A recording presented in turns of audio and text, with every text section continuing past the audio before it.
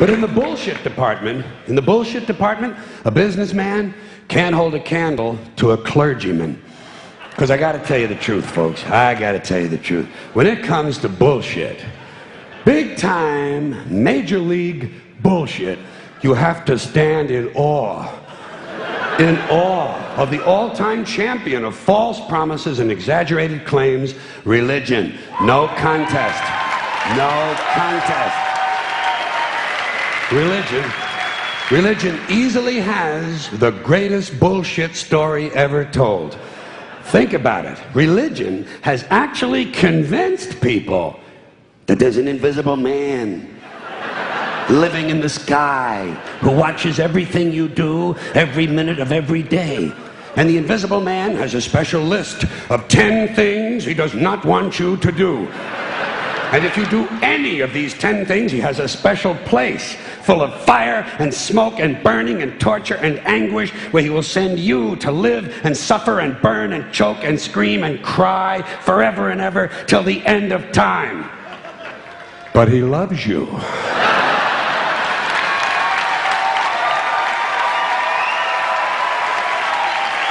He loves you. He loves you and he needs money. He always needs money. He's all powerful, all perfect, all knowing, and all wise. Somehow, just can't handle money. Religion takes in billions of dollars. They pay no taxes, and they always need a little more. Now, you talk about a good bullshit story. Holy shit.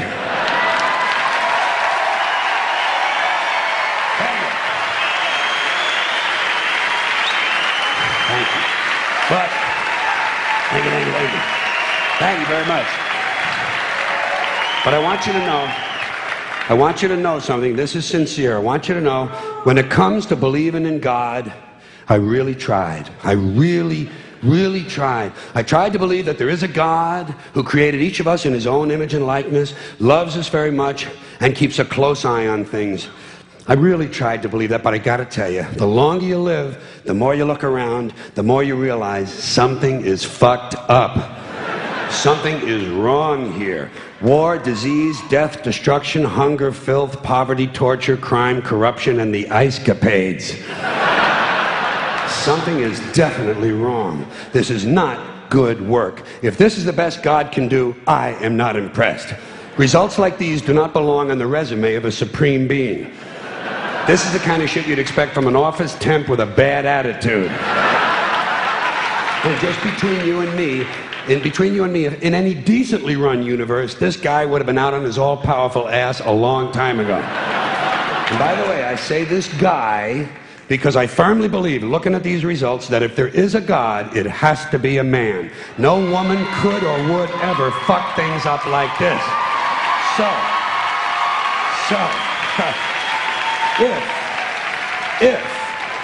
If there is a God, if there is, I think most reasonable people might agree that he's at least incompetent and maybe, just maybe, doesn't give a shit. Doesn't give a shit, which I admire in a person and which would explain a lot of these bad results. So rather than be just another mindless religious robot, mindlessly and aimlessly and blindly believing that all of this is in the hands of some spooky, incompetent father figure who doesn't give a shit, I decided to look around for something else to worship, something I could really count on. And immediately, I thought of the sun. Happened like that. Overnight, I became a sun worshiper. Well, not overnight, you can't see the sun at night. But first thing the next morning, I became a sun worshiper. Several reasons. First of all, I can see the sun, okay? Yeah. Unlike some other gods I could mention, I can actually see the sun. I'm big on that. If I can see something, I don't know, kind of helps the credibility along, you know? So every day I can see the sun as it gives me everything I need: heat, light, food, flowers in the park, reflections on the lake, an occasional skin cancer, but hey, at least there are no crucifixions, and we're not setting people on fire simply because they don't agree with us. Sun worship is fairly simple. There's no mystery, no miracles, no pageantry, no one asks for money, there are no songs to learn, and we don't have a special building where we all gather once a week to compare clothing. And the best thing about the sun, it never tells me I'm unworthy. Doesn't tell me I'm a bad person who needs to be saved. Hadn't said an unkind word. Treats me fine. So I worship the sun. But I don't pray to the sun. Know why? I wouldn't presume on our friendship. It's not polite. I've often thought people treat God rather rudely, don't you? Asking trillions and trillions of prayers every day, asking and pleading and begging for favors. Do this, give me that, I need a new car, I want a better job. And most of this praying takes place on Sunday, his day off. It's not nice, and it's no way to treat a friend. But people do pray, and they pray for a lot of different things. You know, your sister needs an operation on her crotch. Your brother was arrested for defecating in a mall. But most of all, you'd really like to fuck that hot little redhead down at the convenience store. You know, the one with the eye patch and the club foot, huh? Can you pray for that? I think you'd have to. And I say, fine, pray for anything you want. Pray for anything. But what about the divine plan? Remember that? The divine plan. Long time ago, God made a divine plan. Gave it a lot of thought, decided it was a good plan, put it into practice. And for billions and billions of years, the divine plan has been doing just fine. Now you come along and pray for something. Well, suppose the thing you want isn't in God's divine plan. What do you want him to do? Change his plan? Just for you? Doesn't it seem a little arrogant? It's a divine plan. What's the use of being God if every rundown schmuck with a $2 prayer book can come along and fuck up your plan? And here's something else, another problem you might have. Suppose your prayers aren't answered. What do you say? Well, it's God's will. Thy will be done. Fine, but if it's God's will and he's going to do what he wants to anyway, why the fuck bother praying in the first place? Seems like a big waste of time to me. Couldn't you just skip the praying part and go right to his will? It's all very confusing. So to get around a lot of this, I decided to worship the sun. But as I said, I don't pray to the sun. You know who I pray to? Joe Pesci. Joe Pesci. Joe Pesci. Two reasons. First of all, I think he's a good actor, okay? To me, that counts. Second, he looks like a guy who can get things done. Joe Pesci doesn't fuck around. Doesn't fuck around. In fact, Joe Pesci came through on a couple of things that God was having trouble with. For years, I asked God to do something about my noisy neighbor with the barking dog. Joe Pesci straightened that cocksucker out with one visit. It's amazing what you can accomplish with a simple baseball bat. So I've been praying to Joe for about a year now.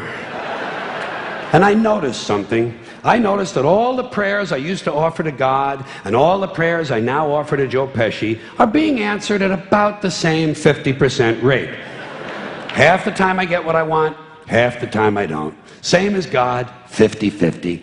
Same as the four-leaf clover and the horseshoe, the wishing well and the rabbit's foot. Same as the mojo man. Same as the voodoo lady who tells you your fortune by squeezing the goat's testicles.